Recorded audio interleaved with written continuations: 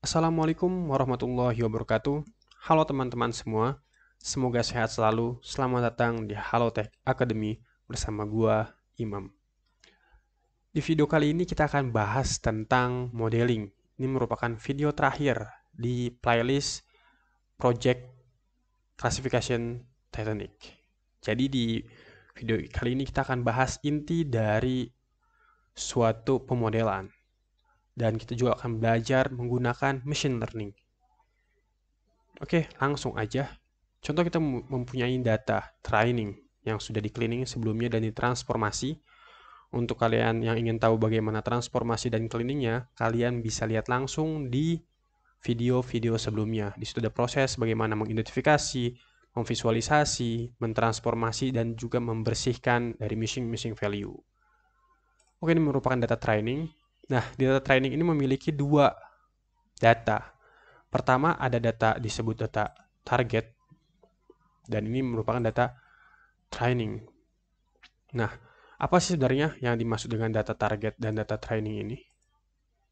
Nah, ada X dan Y. Jadi kita akan memprediksi data Y menggunakan data X simpelnya. Jadi kita akan ngeprediksi nih, dia itu 0 atau 1. 0 atau 1 menggunakan data-data ini. Nah, data X ini. Contoh misalkan, nah data training ini yang mengajarkan bahwa dia 0 atau 1.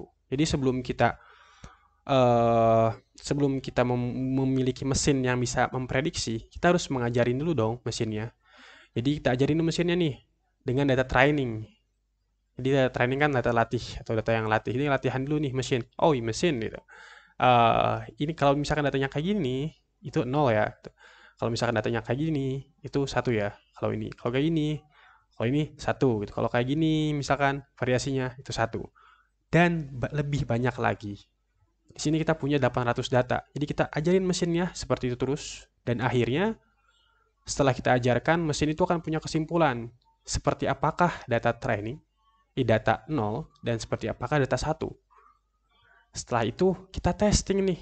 Dia udah bener sejago mana gitu. Si data tesnya menggunakan data tes. Jadi ini data tes kan. Kalau data tes tanpa data ini.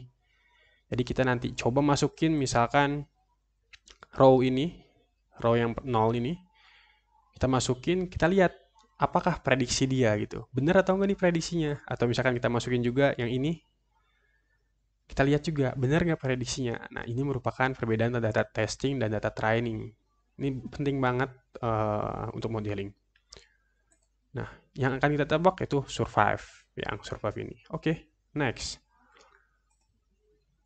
Jadi sebenarnya dataset itu ada dua, data training, data testing. Data training itu tadi untuk mengajarkan, data testing itu untuk ngetes. Simpelnya kayak gitu. Nah, data training ini dibagi dua lagi. Ada data validasi dan juga data training validasi. Nah, di data ini kita akan ngelakuin modeling, kita akan ngelakuin evaluasi parameter, kita akan ngelakuin penentuan model, kita akan ngelakuin penentuan parameter juga. Oke, pertama kita akan masuk ke modeling. Coba kita bayangkan, kita punya mesin atau model. Oke, atau kita bayangkan kita punya mesin. Nah, mesin itu akan kita masukkan suatu data atau informasi berupa data training yang mengajarkan data itu 0 atau 1 atau 0 atau 1 seperti yang tadi.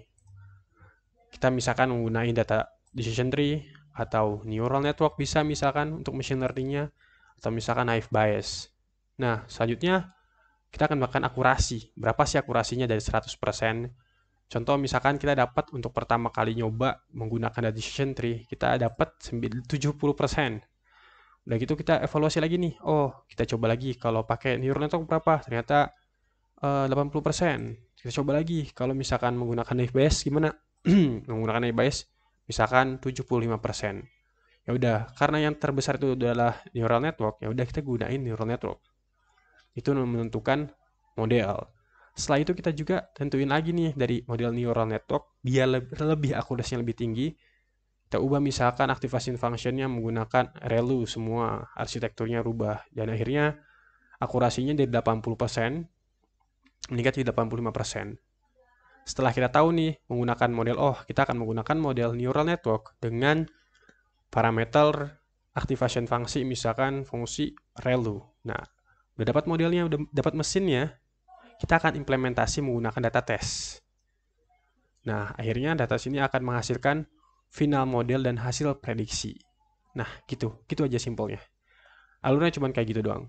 Untuk detailnya gimana decision tree bekerja, neural network bekerja, kita akan bahas di video selanjutnya. Jadi, jangan lupa untuk jangan lupa untuk subscribe, follow Instagram, dan juga follow TikTok, kita punya TikTok. Oke, kita langsung aja kita ke ngodingnya. Oke, selanjutnya kita akan ke proses praktek langsung menggunakan Jupyter Notebook. Sebenarnya di atas terdapat beberapa codingan. Nah, untuk yang mau tahu silahkan cek di GitHub atau bisa cek di video-video sebelumnya. Kita memiliki data training dan data shape 800, data training 891, dan data test 418. Nah, data training itu, ini data training.head, kita lihat datanya. Ini data test.head untuk melihat datanya. Data training, kita lihat bahwa data training memiliki kolom survive, sedangkan data test tidak. Selanjutnya kita akan mengimport semua modul-modul yang dibutuhkan untuk proses modeling.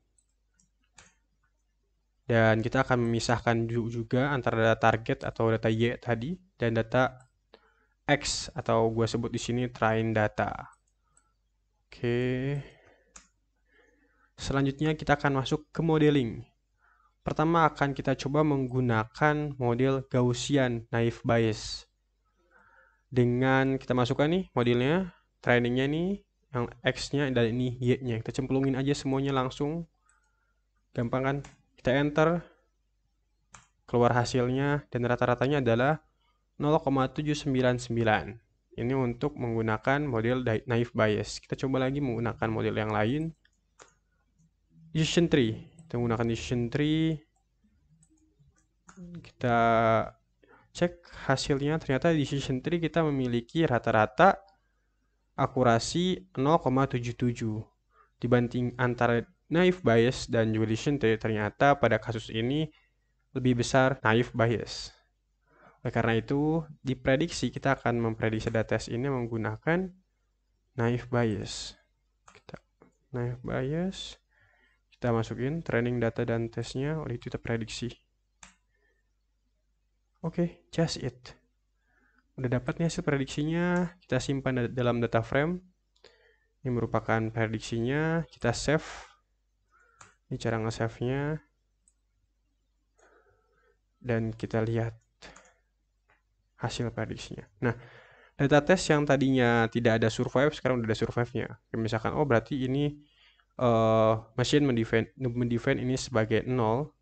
Kalau ini sebagai 1 dan 0 dan ini 1. Oke. Hasil ini akan kita coba kita submit ke Kaggle. Kita submit prediction. Kita masukkan datanya. Submit.csv.